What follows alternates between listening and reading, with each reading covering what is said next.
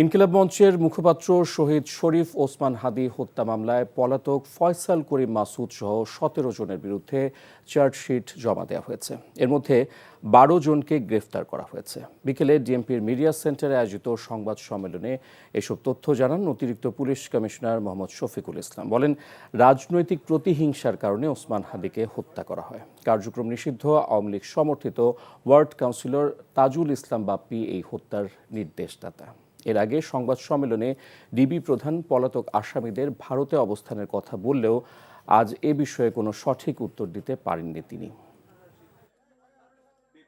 বিভিন্ন স্থান থেকে প্রাপ্ত সিসিটিভি ফুটেজ পর্যালোচনা করা হয়, অস্ত্রগুলির ফরেনসিক পরীক্ষার মতামত, মোবাইল ডিভাইস ও অন্যান্য ইলেকট্রনিক ডিভাইসের ফরেনসিক পরীক্ষার রিপোর্ট অনুসারে আসামিদের সম্পৃক্ত তদন্তগুলো প্রমাণিত হয়। এজাহার নামীয় পলাতক আসামি মোট ১৭ জনের বিরুদ্ধে পেনাল কোডের ১২০-এর বি, ৩০২, ২০১, ১০৯ এবং ৩৪ ধারায় অপরাধ প্রাথমিকভাবে প্রমাণিত হয়ে উল্লেখিত আসামিদের বিরুদ্ধে বর্ণিত ধারায় অভিযোগপত্র আজকে দাখিল করা হয়েছে।